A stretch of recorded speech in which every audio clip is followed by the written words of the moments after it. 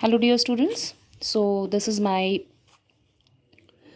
43rd video in which I will discuss about the supply function and factors of supply.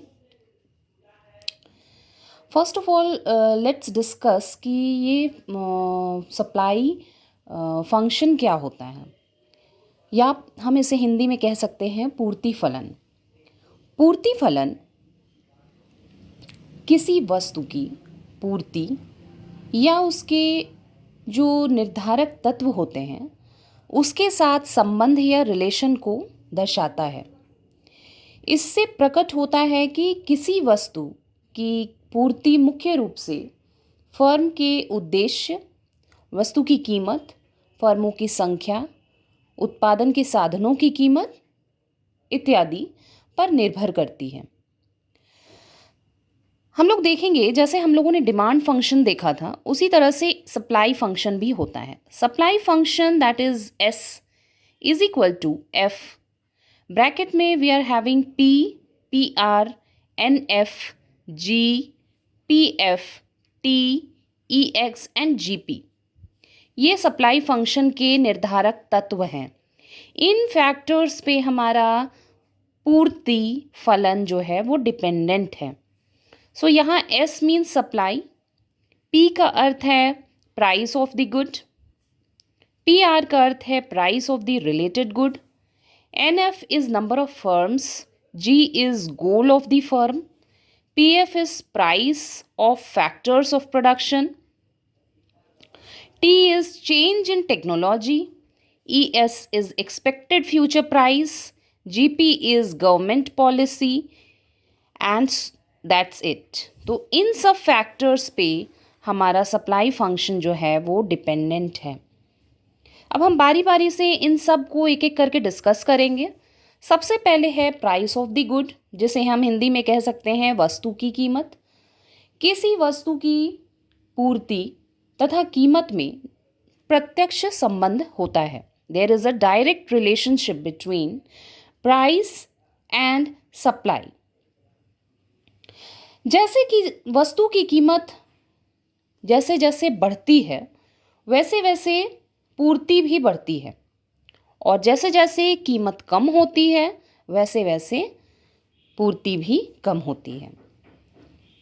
तो यहाँ हम लोग देखते हैं एक डायरेक्ट रिलेशनशिप जिसमें प्राइस और पूर्ति में डायरेक्ट रिलेशनशिप है। कोई इन्वर्स रिलेशनशिप नहीं है, यहाँ पे डायरेक्ट रिलेशनशिप है। सेकंड है PR, price of the related good, जिसे हम कहते हैं संबंधित वस्तुओं की कीमत। किसी भी वस्तु की पूर्ति संबंधित वस्तुओं की कीमत पर भी निर्भर करता है। सपोज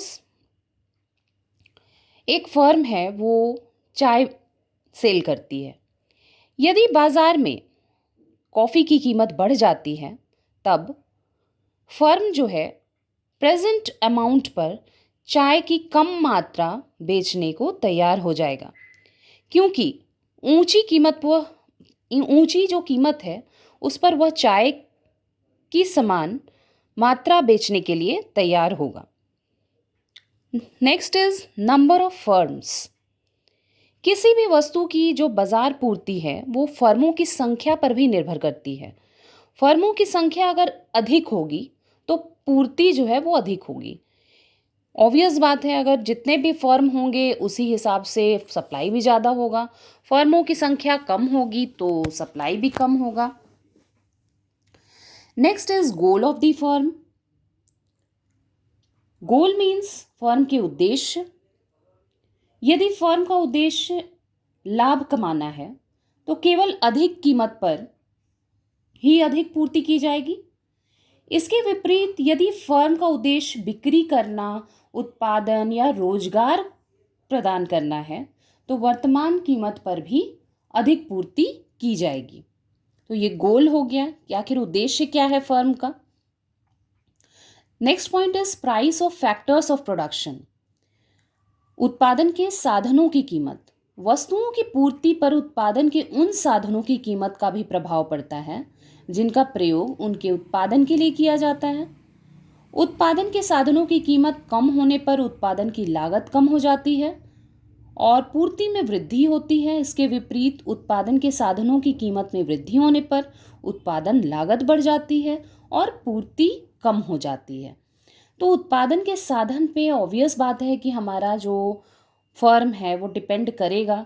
अगर आप उत्पादन कम कॉस्ट में करोगे तो आपके लिए ज़्यादा प्रॉफिटेबल होगा। अगर आप प्रोडक्शन ऊंचे कॉस्ट पे करोगे तो आपका प्राइस भी हाई रहेगा। तो इस बेसिस पे भी हम सप्लाई फंक्शन को डिसाइड करते हैं कि उत्पादन के साधनों की कीमत क्या होगी। अब है तकनीक में परिवर्तन, चेंज इन टेक्नोलॉजी। उत्पादन की तकनीक में परिवर्तन होने का पूर्ति पर प्रभाव पड़ता है। उत्पादन में सुधार होने के लिए प्रति इकाई उत्पादन लागत में कमी होती है और लाभ में वृद्धि होती है और इसके फलस्वरूप पूर्ति में भी वृद्धि की जाती है।